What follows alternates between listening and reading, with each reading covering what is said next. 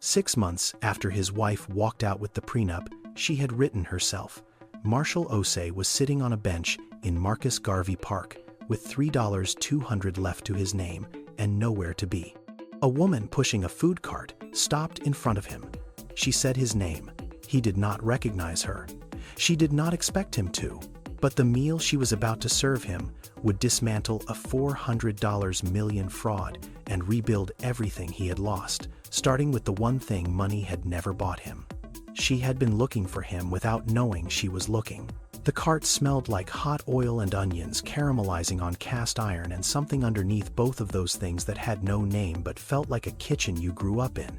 The last time she had seen this man, he had $2.1 billion to his name and a wife on his arm. Now he was sitting on a park bench in Harlem with nothing. Marshall Osei was sitting on the third bench from the north entrance of Marcus Garvey Park in Harlem. He had been sitting there for 19 days.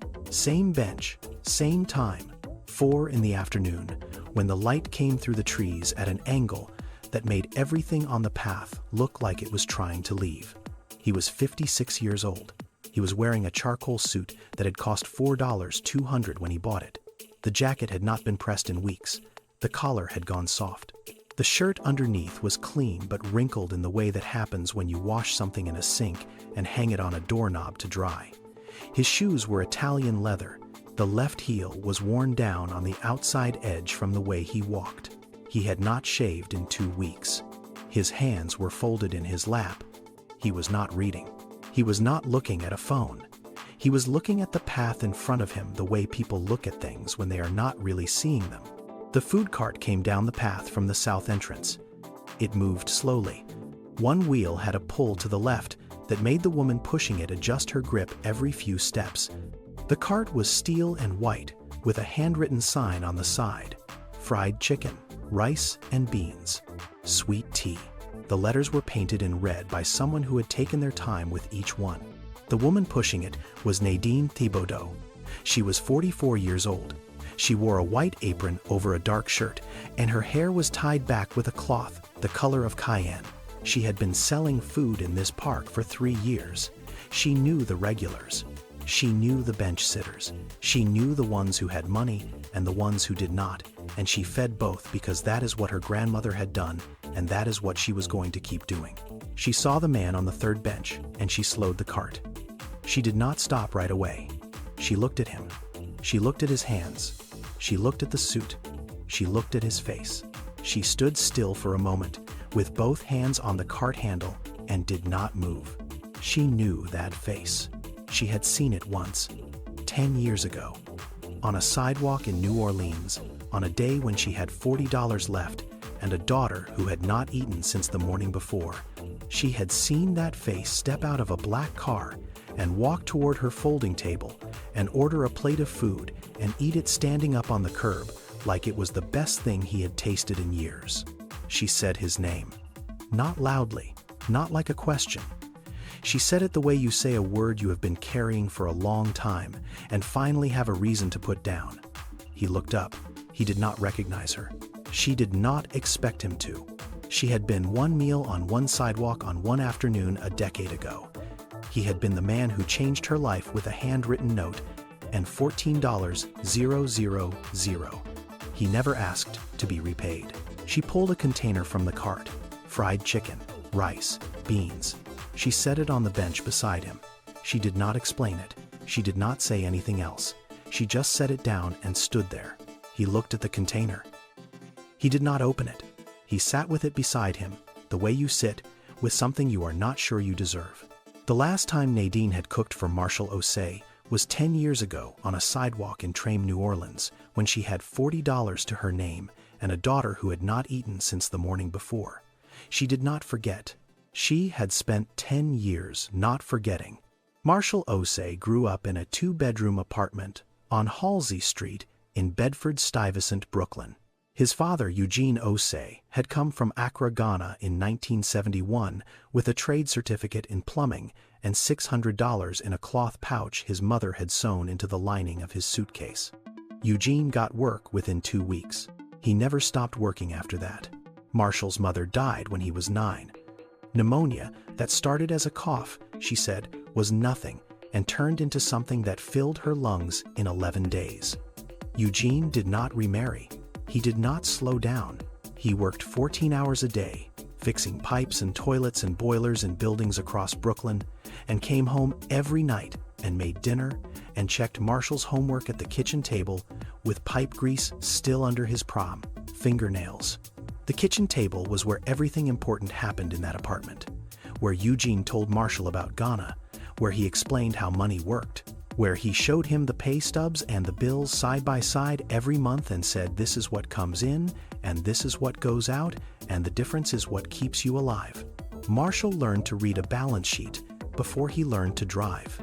He went to City College, finance, graduated with no debt because Eugene had put $40 a month into a savings account for 18 years without missing once. $40 a month. Marshall did the math later. His father had given up coffee and lunch for 18 years to make that number work. He never told Marshall. Marshall found the deposit slips in a drawer after Eugene had a stroke at 71. Marshall started in commercial real estate. Small deals. A duplex in Crown Heights. A 4-unit in East New York. He understood something most developers his age did not. There was money in affordable housing. Not the kind of money that made magazine covers.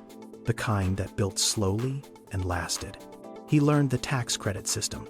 The federal government offered tax credits to developers who built housing for low-income tenants. The credits were worth more than the rent. A developer could build 200 units, charge rents that working families could actually pay, and make a return through the credits that banks and investors would buy. It was not charity.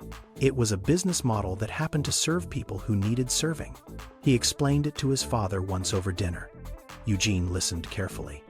Then he said the only thing he ever said about Marshall's business. So you make money by building homes people can afford? Marshall said yes. Eugene nodded. That is the only kind of building worth doing. Marshall built Osei Capital Partners from a one-room office on Fulton Street in Bed-Stuy. One assistant, one phone line. He grew it over 22 years into one of the largest affordable housing developers in the northeastern United States. 1,4,0,0 units across New York, New Jersey, Connecticut, and Pennsylvania. His name was in the Wall Street Journal twice. His face was in Black Enterprise 3 times. He sat on boards. He gave speeches. He hired people from the same blocks where his father had fixed pipes. He married Simone Reeves when he was 33. She was 29, a corporate attorney at a firm on Park Avenue. She was smart and precise, and she spoke about ambition the way Marshall's father spoke about work. Like it was not optional, like it was what you did because the alternative was unacceptable. Marshall admired her because she reminded him of himself. Driven, clear-eyed, unwilling to settle. They married in a small ceremony in Fort Greene Park. Eugene was there. He shook Simone's hand and said, "Welcome to the family," and went home early because he had a job in Flatbush at 6 inches the morning. Marshall did not see the difference between someone who admired what he built and someone who admired what he was worth. By the time he understood, the difference had cost him everything. 10 years before Marshall Osei sat on that bench in Harlem, Nadine Thibodeau was standing on a sidewalk on Ursulines Avenue in the Treem neighborhood of New Orleans with a folding table, a 2-burner gas stove, a cast iron skillet, and a recipe her grandmother had written on the back of a church. Belaten in Bindokus Yuziet Mishtart. She was 34 years old. Her daughter Jolene was 6. Jolene was sitting on a folding chair behind the table with a coloring book and a cup of water that had been her lunch because there was nothing else that morning. Nadine had $40 in her apron pocket. She had spent $31 of it on chicken thighs and oil and flour and seasoning. She had $9 left. If she sold enough plates to cover tomorrow's supplies, she could keep going. If she did not, she would have to figure out something else, and she did not have something else to figure out. The chicken was almost done. The oil was the right temperature. She could tell by the sound. Her grandmother had taught her that. You do not need a thermometer. You listen. When the oil stops talking and starts whispering, it is ready. She had 6 plates left when the black car pulled up. It was a Lincoln Town car. Clean. The kind of clean that meant someone else washed it. A man stepped out. Tall, dark suit. He looked like he was between meetings. He stood on the sidewalk and looked at the table and the handwritten sign and the skillet, and he did not move for a moment. Then he walked over. He ordered 1 plate. $8. Nadine served it in a styrofoam container with a plastic fork and a napkin. He stood right there on the curb and opened it and ate. He did not sit down. He did not walk away. He ate standing 3 feet from the stove and did not say anything until he was halfway through. "Who taught you this?" he said. "My grandmother," Nadine said. "She's still cooking. She passed 4 years ago." He nodded. He finished the plate. He looked at the table. He looked at the stove. He looked at Jolene on the folding chair behind the table with her coloring book. He reached into his jacket and put $200 on the table. Nadine looked at the money. "That is too much," she said. "It is not enough," he said. She pushed the money back toward him. He put his hand flat on the table over the bills and looked at her. Not smiling, not performing, just looking at her the way you look at someone when you are trying to say something that does not fit into words. He took his hand off the money and walked back to the car. He did not give his name. He did not take a receipt. He got in the car and it pulled away, and Nadine stood there with $200 on a folding table on Ursulines Avenue and her daughter behind her, and the oil still whispering in the skillet. 3 days later, a lawyer called. A man named Marshall Osei had paid 6 months of rent on a fixed stall at the French Market in the French Quarter. He had also put a deposit on commercial kitchen equipment, a prep table, a fryer, a proper ventilation hood. Total cost covered, $14,000. No conditions, no contract, no repayment terms. There was a note, handwritten on plain paper. The lawyer read it to her over the phone. "The food was worth more than what I paid. This is the rest." Nadine did not have his number. She did not have his address. She had a note and a stall at the French Market and equipment she could not have afforded in 5 years of saving. She kept the note. She folded it into a square and put it inside the recipe her grandmother had written on the back of that church bulletin. She carried both for 10 years. She never saw Marshall Osei again. She did not know where he lived. She did not know the name of his company. She had a face and a voice and a handwritten sentence and 10 years of remembering what it felt like when someone believed your food was worth more than what they paid. She did not forget. She built everything that came after on the foundation of not forgetting. Vernon Ashford joined Osei Capital Partners in 2012 as Chief Financial Officer. He was 42 years old. He had spent 15 years in commercial real estate finance, and he understood capital structures the way a locksmith understands doors. Every lock had a mechanism. Every mechanism had a weakness. Vernon had built his career on knowing where the weakness was. Marshall hired him because the company had outgrown what Marshall could manage alone.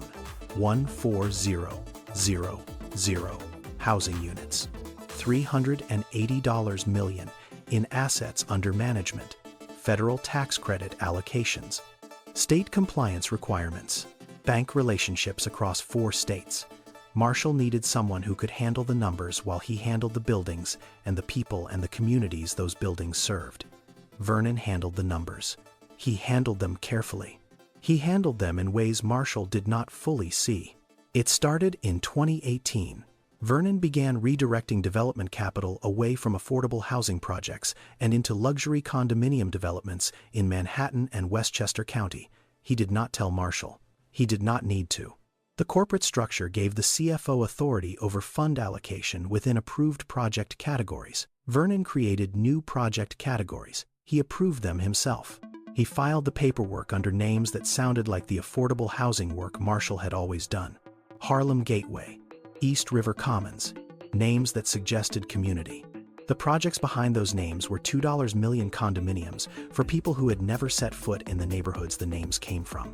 Vernon used Osei Capital's credit lines to finance these developments. He secured bank loans against the company's existing portfolio. And, buried inside the loan covenants, were personal guarantee clauses that tied Marshall's name and personal assets to the debt. Marshall signed the annual filings. He read the summaries Vernon prepared. He did not read the covenants. He did not read the guarantee clauses. He trusted his CFO. That is what you do when someone has managed your money for 10 years, and every number has always been right. When the luxury market tightened in 2023, the condominiums did not sell. The loans came due. The banks called the guarantees. Marshall's personal assets, the house in Greenwich, Connecticut, the investment accounts, the retirement fund, all of it was collateral for debt he had not known he was carrying. Vernon had moved his own assets into his wife's name 2 years before the market turned. His exposure was zero. Marshall's exposure was everything. The lawyers explained it to Marshall in a conference room on a Tuesday afternoon. They used words like leveraged exposure and personal guarantee liability and cross-collateralization. What they meant was that Vernon had used Marshall's name to borrow money Marshall did not know about for projects Marshall had never approved, and now every dollar Marshall had ever earned was owed to banks that did not care how it happened. Marshall lost Osei Capital Partners. He lost the house in Greenwich. He lost the investment accounts. He lost the retirement fund. He lost 22 years of building something that was supposed to serve communities, and found out it had been hollowed out from the inside by a man who understood mechanisms and weaknesses and had found both in Marshall's trust. Simone filed for divorce 11 days after the company collapsed. She did not ask Marshall how he was doing. She did not ask what had happened. She called her divorce attorney before she called her husband. The prenuptial agreement she had drafted herself 18 years earlier protected everything she had brought into the marriage and everything she had earned independently. She had written that document when they were in love. She had written it like a lawyer, not like a wife. The difference became clear the morning she served the papers. Dorian Osei, 24 years old, MBA from Columbia, called his mother first. He did not call his father. Simone controlled the educational trust she had set up for Dorian when he was 3. The trust held $1.8 million. Dorian understood where the money was. He chose accordingly. He did not call his father for 4 months. Marshall walked out of the house in Greenwich with 1 suitcase, a rental car, $3,200 left in a personal checking account that Vernon's restructuring had missed because it was too small to notice. Everything else was gone. The company, the house, the accounts, the wife, the son, the name that had once meant something in every room he walked into. He drove to New York. He checked into a rooming house on 125th Street in Harlem. $180 a week. He did not know anyone in the building. He did not know anyone on the block. He had spent 22 years building affordable housing and had never once sat inside a room that cost $180 a week and felt like it. He had built homes for thousands of families. Now he was paying weekly for a bed and a sink and a window that looked out onto a fire escape. The room on 125th Street was on the 3rd floor of a building that had been a boarding house since 1986. The hallway smelled like floor cleaner and something fried from 2 doors down. The room itself was small, a single bed pushed against the wall, a dresser with 1 drawer that stuck, a window that looked out onto a fire escape and across the alley to another window where someone had taped a bedsheet as a curtain. The bathroom was shared. Down the hall. 2nd door on the left. The shower had 2 temperatures, cold and almost cold. The walls were thin enough that Marshall could hear the subway pass underneath the building every 8 minutes. He counted. He had nothing else to count. He paid $180 a week. Cash. The landlord was a woman named Mrs. Okonkwo, who lived on the 1st floor and collected rent on Mondays in an envelope slid under her door. She did not ask questions. She did not make conversation. She took the envelope and nodded, and that was the transaction. Marshall did not eat on a schedule. Some days he bought a coffee and a roll from the bodega on the corner. Some days he did not eat at all, not because he could not afford to. He had $3,200. He could eat. He just did not think about it. Eating required deciding where to go and what to order. And those were decisions that belonged to a person who had a life organized around other decisions. Marshall did not have those other decisions anymore. He walked to Marcus Garvey Park every afternoon. Same entrance, same path, same bench. The third one from the north side under a tree that gave shade until about 4:30 and then let the sun through in long strips across the pavement. He sat there from 3 inches the afternoon until the light changed. He watched the joggers. He watched the mothers with strollers. He watched the food vendors set up in the morning from his window and pack up in the evening from his bench. He had spent 22 years in rooms where people waited for him to speak. Conference rooms, board rooms, hotel ballrooms where his name was on the program, and 400 people sat in chairs arranged in rows waiting for him to tell them what he saw that they did not. He had been Marshall Osei. The name meant something. It opened doors. It filled rooms. It made phones ring. Now the phone did not ring. He checked it out of habit. There were no messages, no missed calls, no calendar notifications. The screen was empty the way a room is empty after everyone has left and nobody has come back. He did not know what to do with his hands. He did not know what to do with his hours. He had built a company that employed 340 people and managed 14000 homes. And now he sat on a bench and watched pigeons land on the path and take off again. And he understood for the first time that he had never learned who. He was without the company. The company had been the answer to every question. Who are you? What do you do?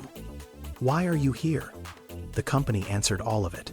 Without the company, the questions had no answers, and Marshall sat with them every afternoon on the same bench in the same park and did not know what to say.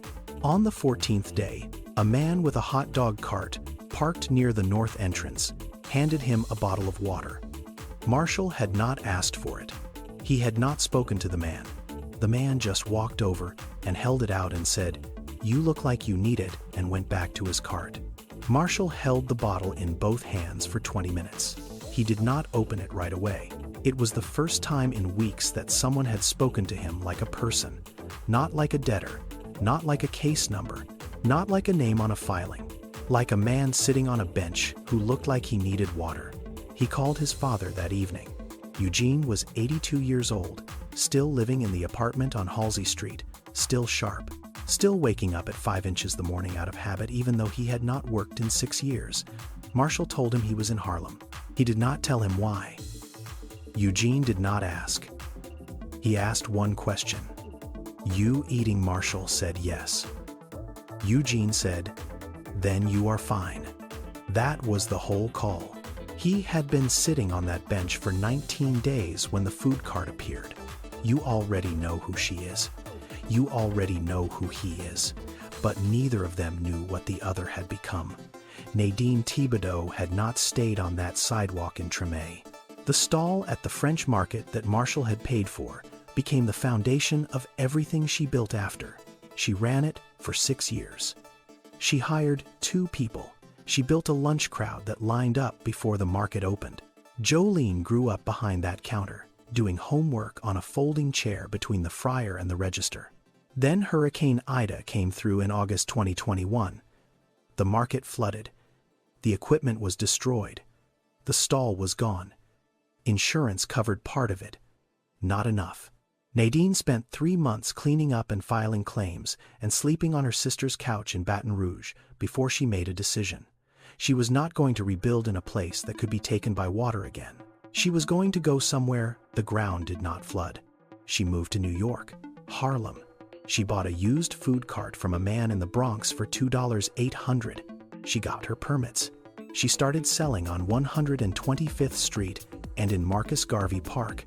The same food, the same recipe, the same chicken her grandmother had taught her and that Marshall Osei had tasted once on a sidewalk a decade ago. Jolene was 16 now, honor roll at Frederick Douglass Academy. She wanted to study biology. She wanted to go to college. Nadine did not talk about that part out loud because talking about it made it feel like a promise, and she had learned not to promise things she could not yet pay for. Nadine did not tell Marshall any of this the first day. She did not tell him the second day either. She set the food down. She said, "Same time tomorrow." He nodded. She came back. Day 2. A container of rice and beans and chicken. She set it on the bench. She left. Day 3. The same. Day 4.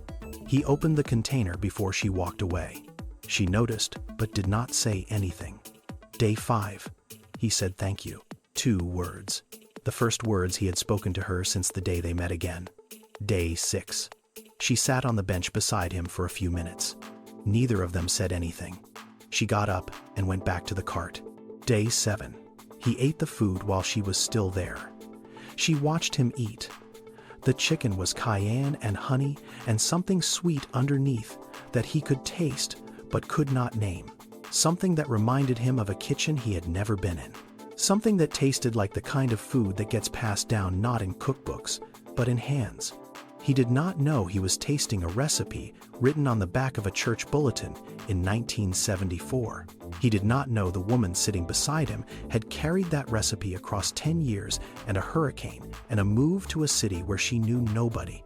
He only knew the food tasted like it had been made by someone who meant it. Day 8, he started talking. He told her about Vernon, about the loans, about the guarantee clauses he had signed without reading, about Simone and the prenup and the 11 days, about Dorian and the phone call that never came. He told her all of it, sitting on that bench with an empty food container between them and the afternoon light coming through the trees. Nadine listened. She did not interrupt. She did not offer advice. She did not say she was sorry. When he was done, she was quiet for a while. Then she asked one question. "Do you still have the records?" Marshall looked at her. He did not understand the question at first. "Records of what?" She said it again. "The financial records. From your company. Do you still have them?" He did. He had a portable hard drive in his suitcase at the rooming house. He had kept copies of everything. Every quarterly report, every loan document, every fund allocation. He had kept them the way you keep things when you do not know what else to do with them. Not as evidence, not as strategy, as habit. The same habit that made him check his phone for messages that were never coming. "I know someone," Nadine said. Clarence Abrams was 62 years old. He had an office on Adam Clayton Powell Boulevard. He wore reading glasses on a chain around his neck, and he ate fried chicken from Nadine's cart every Tuesday at 1215. He had been doing this for 3 years. He was particular about the breast piece. He always asked for extra hot sauce. He always paid exact change and told Nadine the chicken was better than his mother's and that if she ever repeated that, he would deny it. Clarence was a forensic accountant and attorney specializing in white-collar financial fraud. He had spent 30 years following money through the kinds of structures that were designed to make money disappear. Shell companies, offshore trusts, nominee directors. He understood them the way a plumber understands pipes. You find the source. You trace the flow. You find where it leaks. Nadine brought Marshall to Clarence's office on a Thursday. She did not call ahead. She brought 2 containers of chicken and walked in and set one on the reception desk and carried the other to Clarence's door and knocked. "Mr. Abrams, this man needs 5 minutes." Clarence looked at Marshall. He looked at the chicken. He waved them in. Marshall opened the hard drive on Clarence's desk and showed him the files, the fund allocation reports, the loan covenants, the project filings. Clarence read through them slowly. He put his glasses on. He took them off. He put them on again. He did not speak for 22 minutes. Then he looked up. "This is not bankruptcy," Clarence said. "This is theft. There is a difference. And the difference is prison time." He explained it in plain language. When someone takes a company into debt through bad decisions, that is failure. When someone takes a company into debt by redirecting funds into shell projects, forging allocation reports, and burying personal guarantee clauses in loan covenants that the CEO never approved, that is fraud. The first one is a business matter. The second one is a federal matter. The line between them is intent. And the documents on that hard drive showed intent on every page. Clarence took the case. Not out of charity. He took it because this was the kind of case he had been waiting for, the kind that involved enough money and enough paper trail to make a career. And because Vernon Ashford was the kind of man Clarence had spent 30 years training to catch, he made one phone call that afternoon. The person on the other end had been waiting 3 years for someone to bring them a case exactly like this. The call went to a senior enforcement attorney at the SEC regional office in New York. Her name was not important. What was important was that she had been building a file on irregularities in the affordable housing tax credit market for 3 years and had not been able to find a victim willing to come forward with documentation. Most victims of financial fraud do not know they are victims. They think they failed. They think the market turned. They think they made bad decisions. They do not think someone stole from them because the theft was designed to look like misfortune. Marshall had the documentation. Clarence had the expertise. The SEC had the jurisdiction. The investigation moved fast. Within 48 hours of Clarence submitting the initial filing, a forensic audit team was assigned. They began tracing the fund flows from Osei Capital Partners through a web of 7 shell companies registered in Delaware. The companies had names that sounded legitimate: Northeast Development Holdings, Atlantic Community Partners, Harlem Gateway LLC. Behind every name was a mailbox and a registered agent, and nothing else. Vernon Ashford had moved $47 million through these entities over 5 years. He had used the money to purchase luxury properties in his wife's name and in the names of associates who existed only on paper.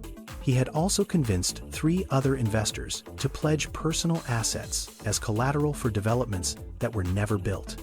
The total exposure across all victims was $180 million. The investigation reached Simone 6 weeks after it began. The forensic team found a trust. It had been created 4 years before the divorce. It was managed by Vernon. It held $2.3 million of Simone's personal assets. The trust was referenced in the prenuptial agreement she had written herself, the same prenup that protected her when she left Marshall. The connection was not proof that Simone had participated in the fraud, but it was proof that Simone knew Vernon, that she had entrusted her own money to him, that she had created a legal structure that kept her assets safe while her husband's assets were being used as collateral for loans he did not know about. The timing was not a coincidence. The structure was not an accident. Simone hired a criminal defense attorney 3 days after the SEC contacted her. She did not call Marshall. She did not call Dorian. She called a lawyer. Dorian found out through a news article, a brief item in the Wall Street Journal about an SEC investigation into Osei Capital Partners and related entities. He read the article twice. He saw his mother's name in the second paragraph. He saw the trust. He saw the dates. He sat with his phone in his hand for a long time. Then he called his father. For the first time in 4 months, Marshall picked up on the second ring. He did not say hello. He waited. Dorian did not speak for 10 seconds. The silence was the kind that happens when someone is trying to find the right sentence and realizing there is no right sentence. "Dad," he said. "I didn't know." Marshall closed his eyes. He did not say it was okay. He did not say he forgave him. He said, "I know," and he meant it. He had spent 22 years building housing for families, and he understood that the structures people build to protect themselves are not always the structures that keep them safe. Dorian had protected himself by choosing the parent with the money. It had been a calculation. Marshall did not blame him for the math. He blamed himself for building a life where the math was all that was left to do. Simone Reeves had hosted a Saturday brunch at her apartment on the Upper West Side every month for 9 years. 12 women, same table, same caterer, same flowers in the center, peonies in spring, dahlias in fall.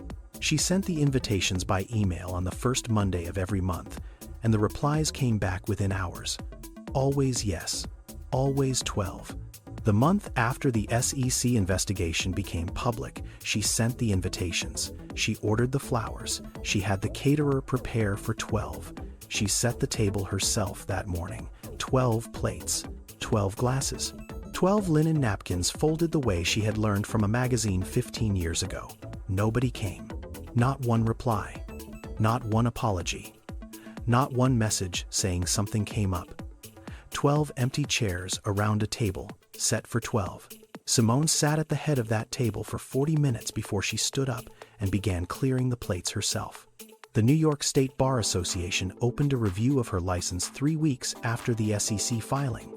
The trust she had created with Vernon as manager was not illegal on its own, but the timing and the structure raised questions that her firm did not want to answer on her behalf.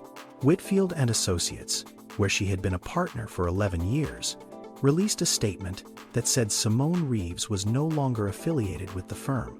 They used the word affiliated, the way you use a word when you want to make it sound like the person was never really there in the first place. Her license was suspended, pending investigation. Not revoked, suspended. The difference mattered legally. It did not matter practically.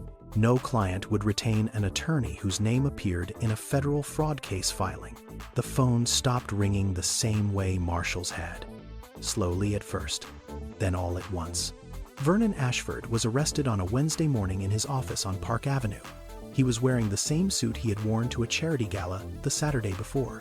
He was escorted out through the lobby. The receptionist watched. The security guard held the door. A photographer from the Journal was already on the sidewalk. Vernon did not look at the camera. He looked at the ground the way people look at the ground when they are calculating what comes next, and realizing the calculation has stopped working. Simone called Marshall on a Thursday evening. His phone lit up on the counter in Nadine's kitchen, where he had been helping prep for the next morning. He saw the name on the screen, Simone Reeves. He looked at it for a long time. The phone rang 6 times. He did not pick up. Not because he was angry. He had been angry months ago. The anger had come and stayed, and then left the way weather leaves. What replaced it was not forgiveness. It was not bitterness. It was nothing. He had nothing left to say to her. Not because she had hurt him. She had, but because the person she had hurt no longer existed. The man who needed Simone's approval. The man who confused admiration with love. That man had disappeared somewhere between the bench in the park and the food cart and the 7 days of silence that Nadine had given him without asking for anything in return. He put the phone face down on the counter and went back to chopping onions. Simone was not a villain. She was something harder to name than that. She was a woman who had married a version of a man, and when that version disappeared, she did not know how to stay. She had never loved Marshall. She had loved what Marshall represented. The rooms he opened, the tables she sat at because of his name, the version of her own life that his success made possible.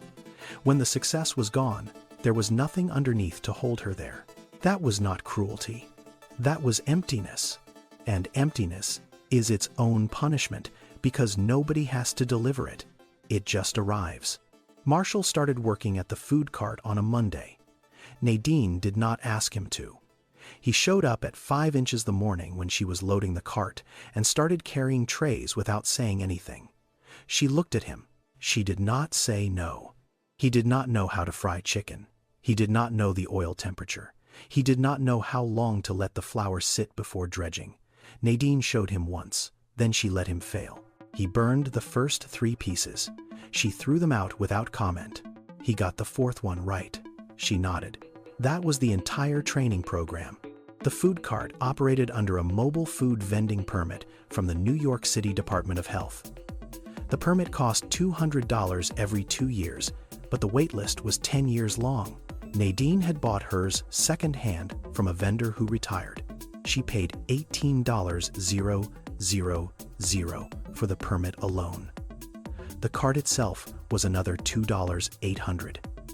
Insurance, propane, supplies. On a good day, she cleared $700 after expenses. On a bad day, rain or cold or a street closure, she cleared nothing and still owed for the food she had prepped. Marshall had managed a portfolio worth $380 million. He had signed checks that were larger than Nadine's annual revenue. He had sat in rooms where people discussed deals worth more than every food cart in New York City combined. And he had never once understood what it took to earn $700 standing over a fryer in 90-degree heat on a Harlem sidewalk for 11 hours. He understood it now. He understood it by doing it. By standing next to Nadine and watching her work and seeing that every dollar she made was connected to a physical act, flour on her hands, oil on her apron, sweat on her forehead. There was no spreadsheet between her effort and her income. No abstraction, no leverage. Just a woman and a skillet, and a line of people who came back because the food was real. Street food vendors in America are among the most resilient small business operators in the country. They survive weather and permits and competition and theft and equipment failure, and they do it on margins that would make a Wall Street analyst walk away from the table. Nadine was one of 5,300 permitted food vendors in New York City. She earned her living in one of the most competitive sidewalks in the world, and she did it every single day. Jolene came to the cart after school most days. She sat on an overturned crate and did her homework while the line formed. One afternoon, she looked up from her textbook and said, "Mr. Marshall, can you help me with this?"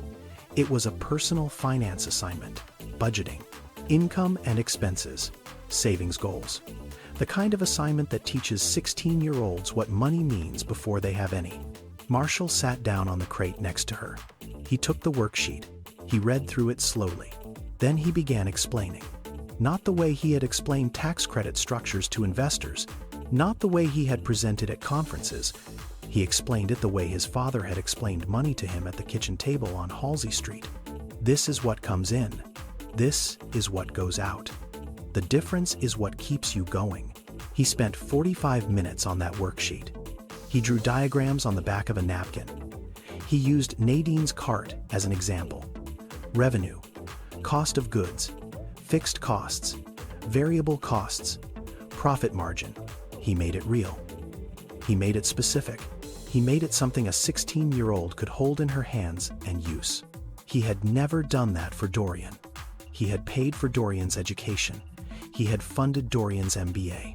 But he had never sat down beside his son and explained how money actually worked in a voice that was patient and slow and meant for one person.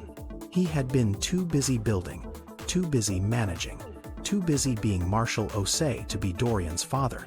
He sat on that crate next to Jolene and taught her what his own father had taught him and what he had failed to teach his own son. And he understood for the first time that the note he had written 10 years ago was more true than he had known. The food was worth more than what I paid. It was worth more than $14,000. It was worth more than $2.1 billion. It was worth a second chance at learning what mattered. Nadine had given him a plate of chicken. He had given her a stall at a market. And now, 10 years later, she had given him something no amount of money could purchase. She had given him a reason to get up in the morning that had nothing to do with a balance sheet. The restitution came through on a Friday. Clarence called Marshall at the rooming house and told him to come to the office.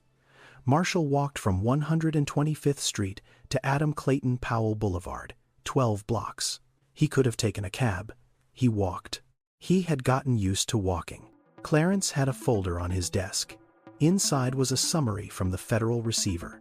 Vernon Ashford had been convicted on 14 counts of wire fraud, 6 counts of securities fraud, and 3 counts of money laundering. His assets had been seized and frozen. The total recovery from all seized assets was $61 million, distributed across all identified victims based on documented losses. Marshall's share was $23 million. Clarence explained the math. The total documented fraud was $180 million across multiple victims. Full restitution was not possible. It never is in cases like these. The money gets spent. The money gets hidden. The money gets moved to places where the law cannot reach it fast enough. $23 million from $180 million was better than most fraud victims ever see. Most get pennies on the dollar. Most get nothing. Marshall sat with the number. $23 million. 3 years ago, that was the budget for the annual client dinner at his company. He had spent more than that on a single development project. It was not $2.1 billion. It was not close. But he was not the same man who had needed $2.1 billion. He was a man who had learned to fry chicken and chop onions and teach a 16-year-old how to balance a budget on the back of a napkin. $23 million to that man was something different. It was enough. He looked at Clarence. "How much do I need to do what I am thinking of doing?" Clarence leaned back. "What are you thinking of doing?" Marshall told him. Clarence sat with it for a while. He took his glasses off. He put them back on. "That would work," he said. The building was on Frederick Douglass Boulevard, between 125th and 126th, a former garment warehouse. 3 stories, 12,000 square feet. It had been empty for 4 years.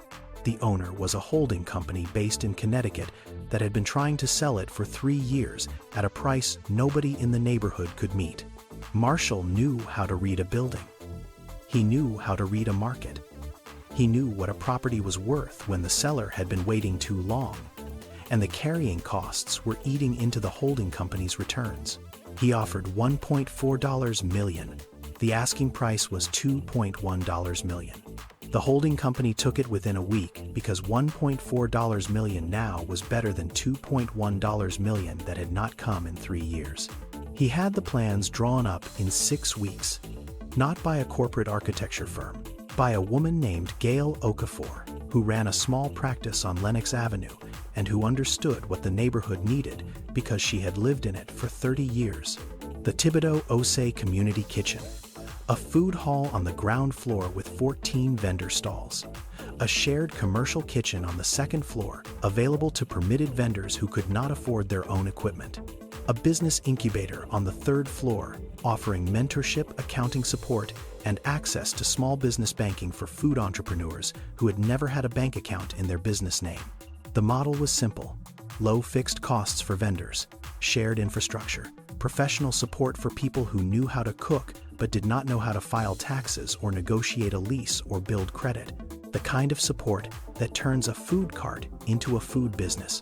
The kind of structure that Marshall had spent 22 years building and housing and had never thought to build in food. He showed Nadine the plans on a Tuesday evening. They were sitting at her kitchen table. Jolene was in the next room doing homework. Marshall unrolled the blueprints and laid them flat between the salt shaker and the napkin holder. Nadine looked at the plans. She looked at the layout. She looked at the name printed across the top of the page. She did not say anything for a long time. "You are putting my name on a building," she said. "Your food put me back on my feet," Marshall said. "Your name goes first. Thibodeau Osei. Not Osei Thibodeau. Her name first, his name second. The way it should have been from the beginning, because she was the one who had shown up with a plate of food and asked nothing in return, and that is the kind of thing that deserves to go first." Nadine looked at the plans again.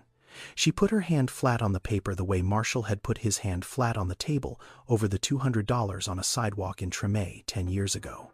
The same gesture. Different decade, different city, same meaning. Marshall established a scholarship fund for the children of food vendors in Harlem, small, $50,000 a year. Enough for 4 full tuition scholarships at CUNY colleges. Jolene was the first recipient. The acceptance letter came from Hunter College. Biology, pre-med track. She read it at the kitchen table. She looked at her mother. Nadine looked back at her daughter. Neither of them said anything. The letter sat on the table between them next to the blueprints and the salt shaker and the napkin holder. A kitchen table in a Harlem apartment where everything real was happening. Dorian Osei showed up on opening day. He did not call ahead. He did not text.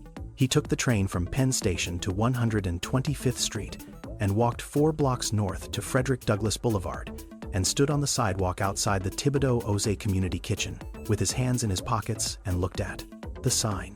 His father's name was on it. Second, after Thibodeau. Dorian stood there for a while reading it. He had grown up seeing his father's name first, on everything, on the company, on the letterhead, on the building directory of every office they had ever visited. Osei Capital Partners. Osei first, always first. Not here.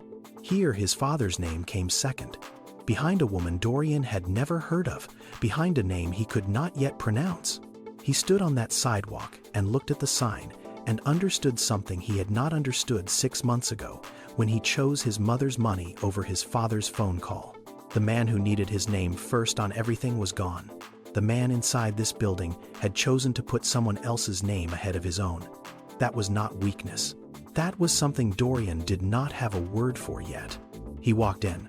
The ground floor was full. 14 vendor stalls. The smell of frying oil and spices and rice and roasted peppers filled the room from wall to wall. People were eating at long communal tables. People were standing in line. People were talking to the vendors through the open windows of each stall, like they had been doing it for years, even though the doors had only opened that morning. Dorian found his father in the kitchen behind Nadine's stall. Marshall was wearing a white apron. His sleeves were rolled up. There was flour on his hands and oil on the front of the apron, and he was standing over a fryer, lowering chicken into the oil with a pair of tongs, the way someone does it when they have done it enough times to stop thinking about it. Dorian stood in the doorway. Marshall looked up. He saw his son. He did not say anything. He looked at him for a moment. Then he turned back to the fryer. Dorian stood there for 2 minutes. The oil crackled. The exhaust fan hummed. Nadine moved past him carrying a tray and did not stop. Nobody told him to come in. Nobody told him to leave. He walked to the counter. He picked up an apron from the hook on the wall. He put it on. He stood next to his father. He did not say, "Sorry." He did not explain. He just stood there. Marshall did not look at him. He handed him the tongs. They worked side by side for the rest of the afternoon. Frying chicken, plating orders, wiping down the counter, not talking, not needing to. The kitchen was loud and hot, and full of the kind of work that does not require conversation. The kind of work that Eugene Osei had done every day on Halsey Street, fixing pipes next to his son, not talking about love, just being there, showing up with your hands and staying until the work was done. That was how the men in the Osei family repaired things.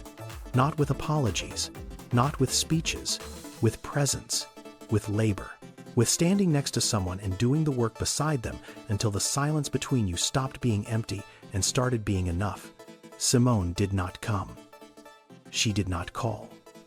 Her story had ended in an apartment on the Upper West Side with 12 empty chairs and a table set for people who were never coming back. Not everyone returns. Not every thread gets tied. That is not a failure of the story. That is the story. Dorian stayed until closing. He helped stack the chairs. He helped mop the floor. When the lights were off and the kitchen was clean and the building was quiet, he stood outside on the sidewalk with his father. Neither of them spoke for a while. The street was dark. The sign above the door was lit from underneath. Thibodeau Osei Community Kitchen. "I like the name," Dorian said. Marshall looked at the sign. "She earned it," he said. That was all. They walked to the subway together.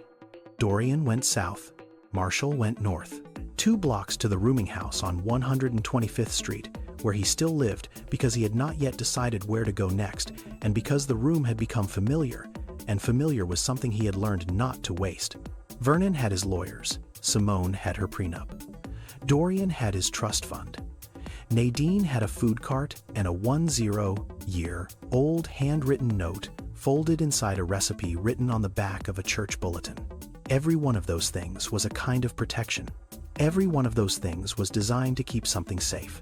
The lawyers protected Vernon until they could not. The prenup protected Simone until there was nothing left to protect. The trust fund protected Dorian until it became the reason he stopped calling his father. The note protected Nadine in a different way. It did not protect her money. It did not protect her assets. It protected something that has no line item on a balance sheet.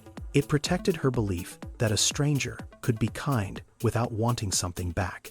And she carried that belief for 10 years through a hurricane and a move to a new city, and 3 years of pushing a food cart through rain and summer heat and winter cold on the sidewalks of Harlem.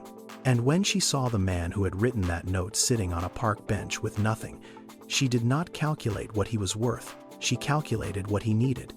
A plate of food, a seat at the table, someone to show up tomorrow and the day after that, and the day after that without asking why. The financial system is built on structures, tax credits, trusts, shell companies, prenuptial agreements, personal guarantees. These structures can build communities. They can also hollow them out from the inside. The difference is not in the structure. The difference is in the person holding it. Vernon held the same tools Marshall held. One used them to build 14000 homes for families who needed them. The other used them to steal $180 million from people who trusted him. The tools do not tell you who someone is. The way they use them does. Marshall Osei had $2.1 billion and lost it. He had a wife who left in 11 days. He had a son who chose the money. He had a partner who stole everything. And the person who saved him was a woman he had met once on a sidewalk in New Orleans, who remembered what he had done with $200 and a handwritten note, and who showed up with a plate of chicken 10 years later and said, "Same time tomorrow." The people who leave when you have nothing were never there for you. The people who show up with a plate of food and ask nothing in return, those are the ones who were always there. You just could not see them when the room was full. You only see them when the room is empty, and they are the only ones still standing in the doorway. Some people build their lives around what they can protect on paper. Marshall learned the hard way that the things worth protecting do not fit on paper. They fit in a kitchen. They fit in a handwritten note. They fit in a church bulletin recipe that travels from New Orleans to Harlem inside a folding chair and a cast iron skillet and a woman who never forgot.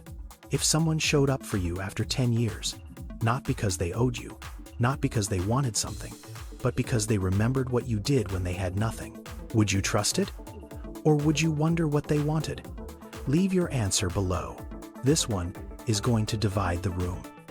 If this story reminded you of someone who showed up for you when nobody else did send it to them, they probably do not hear it enough. Subscribe. See you in the next one.